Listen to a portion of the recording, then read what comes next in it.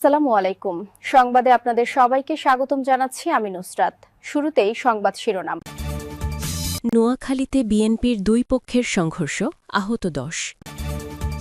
এদিকে এক অপরাধে ৩ সাজা, এই প্রশাসনের অধীনে কেমন করে নির্বাচন করি, রুমিন ফারহানা। এরপর থাকছে তারেক রহমানের সঙ্গে ১১ দেশের কূটনীতিকের বৈঠক। সর্বশেষ চট্টগ্রামের জঙ্গল সলিমপুরে অভিযান, র্যাব কর্মকর্তা নিহত, আইসিইউতে ৩। শুনছিলেন সংবাদ শিরোনাম, এখন বিস্তারিত। তার আগে হৃদয় ছুঁয়ে যাওয়া একটি অনুরোধ। যদি হাদি নামটি আপনার বিবেককে নাড়া দেয়, যদি প্রকাশ্য দিবালোকে গুলিবিদ্ধ হওয়ার সেই মুহূর্ত আপনাকে প্রশ্ন করতে বাধ্য করে, তাহলে আজ একটু সময় দিন। কমেন্টে শুধু লিখুন, হাদির ওপর হামলার বিচার চাই। আর যদি আপনি চান সত্যটা চাপা না পড়ুক, যদি চান আমরা ভয় ছাড়াই এসব খবর আপনাদের কাছে পৌঁছে দিতে পারি, তাহলে এখনই চ্যানেলটি সাবস্ক্রাইব করুন। সাবস্ক্রাইব মানে শুধু একটি বাটন চাপা নয়, এটি অন্যায়ের বিরুদ্ধে সত্যের পাশে দাঁড়ানোর অঙ্গীকার। চলুন নীরব না থেকে বিস্তারিত জেনে নিই। নোয়াখালীটি বিএনপির দুই পক্ষের সংঘর্ষ, আহত ১০। নোয়াখালীর কোম্পানিগঞ্জে আধিপত্য বিস্তারকে কেন্দ্র করে বিএনপির দুই পক্ষের সংঘর্ষে এক সাবেক ইউপি চেয়ারম্যানসহ অন্তত ১০ জন আহত হয়েছেন। সোমবার বিকেলে উপজেলার চর এলাহি ইউনিয়নের এলাহি বাজারে এ ঘটনা ঘটে। আহত তাজুল ইসলাম চর এলাহি ইউনিয়নের সাবেক চেয়ারম্যান, তাকে কোম্পানিগঞ্জ উপজেলার স্বাস্থ্য কমপ্লেক্সে ভর্তি করা হয়েছে। প্রত্যক্ষদর্শীরা জানান, এলাহি বাজারে বিএনপির এক পক্ষের নেতা ইব্রাহিম তোতা, ইসমাইল তোতা ও বাহাদুরের নেতৃত্বে হামলার সূচনা হয়। তারা হামলা চালিয়ে সাবেক চেয়ারম্যান তাজুল ইসলাম, বিএনপি কর্মী মামুন, হেলাল, খোকন, সোহেল, ইসমাইল সহ কমপক্ষে ১০ জনকে আহত করেন। স্থানীয় সূত্র জানায়, আসন্ন নির্বাচনকে কেন্দ্র করে চর এলাহিতে বিএনপির সমর্থকরা আধিপত্য বিস্তার নিয়ে দুই ভাগে বিভক্ত হয়ে পড়েছেন। ২০২৫ সালের ২৭শে আগস্ট আধিপত্য বিস্তারকে কেন্দ্র করে দুর্বৃত্তদের হামলায় চর এলাহি ইউনিয়নের দলের সাবেক সভাপতি ও সাবেক ইউপি চেয়ারম্যান আব্দুল মতিন তোতা নিহত হন। এ নিয়ে তোতার ছেলেরা অস্ত্রধারীদের দিয়ে বাহিনী গঠন করে নিজেদের আধিপত্য টেকাতে হামলা সংঘর্ষে জড়িয়ে পড়েছেন। তোতার হত্যাকারী আখ্যা দিয়ে বিএনপির এক পক্ষকে এ বাহিনী এলাকা ছাড়া করতে এলাকায় দাঙ্গা হাঙ্গামা চালিয়ে আসছে। আহত তাজুল ইসলাম বাংলা ট্রিবিউনকে জানান, বিএনপির মনোনীত ধানের শীষের প্রার্থী মোহাম্মদ ফখরুল ইসলামের পক্ষে প্রচারণা করতে গেলে প্রয়াত আব্দুল মতিন তোতার ছেলেরা আমার উপর হামলা চালায়। এ সময় আমার সঙ্গে থাকা মোবাইল ফোন ও টাকা পয়সা ছিনিয়ে নিয়ে গেছে তারা। এ ঘটনায় থানায় মামলা করব। খোঁজ নিয়ে জানা গেছে, তোতা পরিবারের সদস্যরা বিএনপির পল্লী উন্নয়ন বিষয়ক সহ সম্পাদক বজলুল করিম চৌধুরী আবেদকে সমর্থন দিয়ে বিএনপির রাজনীতি করে আসছেন। সম্প্রতি আবেদ দলের মনোনয়ন বঞ্চিত হলে তারা বিএনপির প্রার্থী মোহাম্মদ ফখরুল ইসলামের সঙ্গে যোগ দেন। অভিযুক্ত ইসমাইল কথা বলেন, বিএনপি নেতা মুস্তাফিজুর রহমান মেম্বার ও শাহাবুদ্দিনরা আমার বাবার হত্যাকারী। তারা ধানের শীষের প্রচারণায় থাকায় বাগবিতণ্ডা হয়েছে। পরে তাদের লোকজন আমাদের কয়েকজনকে মারধর করে আহত করেন। এ ব্যাপারে কোম্পানিগঞ্জ থানার ভারপ্রাপ্ত ওসি মোহাম্মদ নুরুল হাকিম বাংলা ট্রিবিউনকে জানান, খবর পেয়ে ঘটনাস্থলে পুলিশ ও সেনাবাহিনী গিয়ে অভিযান চালিয়েছে। সন্ত্রাসীরা এলাকা ছেড়ে গা ঢাকা দিয়েছে। আহতদের পক্ষ থেকে লিখিত অভিযোগ পেলে আইনগত ব্যবস্থা নেওয়া হবে। এছাড়া নির্বাচনকে কেন্দ্র করে এলাকায় কাউকে সন্ত্রাসী কার্যক্রম করতে দেওয়া হবে না।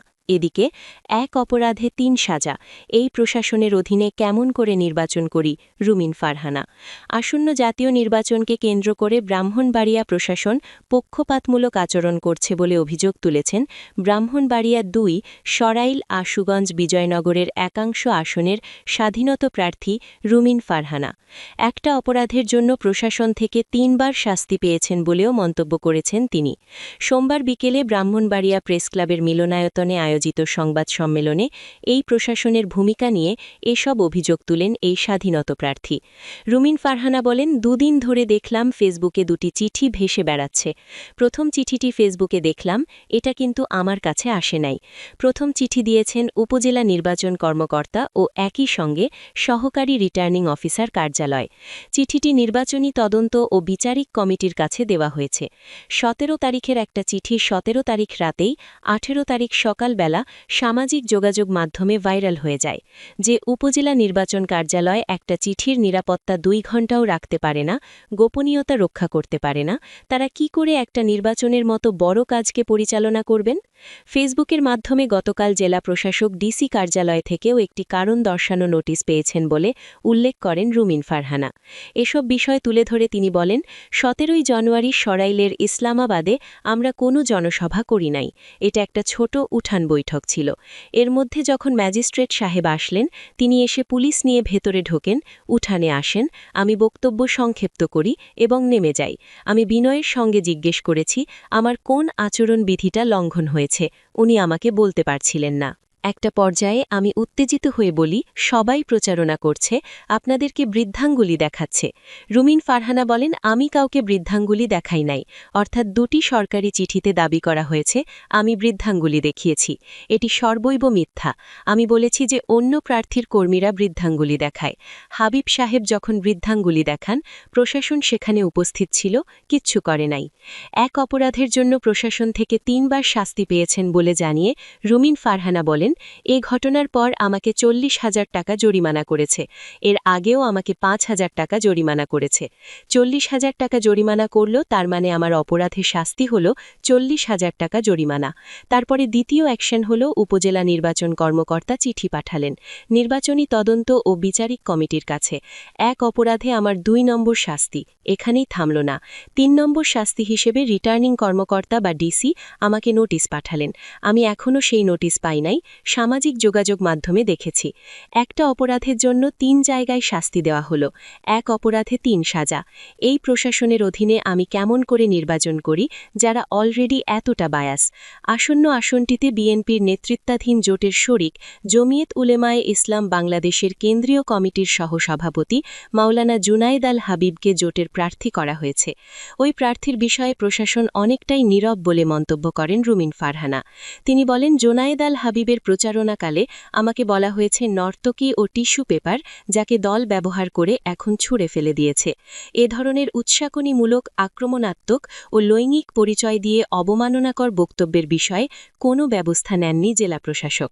রুমিন ফারহানা জানান, নির্বাচনী আচরণ বিধিমালার 26 ধারা অনুসারে নির্বাচনী তদন্ত কমিটি একটা আছে, যার কাছে ইউএনও চিঠি দিয়েছে। নির্বাচনী আচরণ বিধিমালা নিয়ে জেলা প্রশাসকের শোকজ দেওয়ার বিষয়ে প্রশ্ন তুলে রুমিন ফারহানা বলেন, জেলা প্রশাসক আমাকে কেন শোকজ করেন? সশরীরে উপস্থিত হতে আদেশ দেন। উনি কি পারেন? উপস্থিত না হলে জেলা প্রশাসক যে ব্যবস্থা নেবেন, এই যে কথাটি বললেন, এই ব্যাপারে নির্বাচন কমিশন আসলে কি ব্যবস্থা নেবেন? আমি নির্বাচন কমিশনের কাছে বিনীতভাবে প্রশ্নটি রাখছি। এসব অভিযোগ রিটার্নিং কর্মকর্তা ও জেলা প্রশাসক শারমিন আক্তার জাহানের নজরে আনা হলে তিনি জানান, রুমিন ফারহানার এসব কথা মন গড়া। প্রথম আলোকে তিনি বলেন, কারণ দর্শানোর নোটিশ আমি যে কাউকে যে কোনো প্রার্থীকেই দিতে পারি। আচরণবিধি লঙ্ঘন করা মাত্রই প্রার্থীকে কারণ দর্শানোর জন্য বলা যাবে। এটি একটি সাধারণ প্রক্রিয়া। তিনি কারণ দর্শাবেন, আমি নির্বাচন কমিশনকে সেটা জানিয়ে দেব। তিনি মন গড়া কথা বললেই হবে না। প্রতিদিন আমাদের নির্বাহী ম্যাজিস্ট্রেটরা যাচ্ছেন, জরিমানা করছেন। সেগুলো আমরা প্রতিদিন নির্বাচন কমিশনকে জানিয়ে দিচ্ছি। আজকেও অভিযোগ এসেছে এক প্রার্থী মঞ্চ করেছেন, সাথে সাথেই আমাদের নির্বাহী ম্যাজিস্ট্রেট গিয়ে মঞ্চ ভেঙে দিয়েছেন।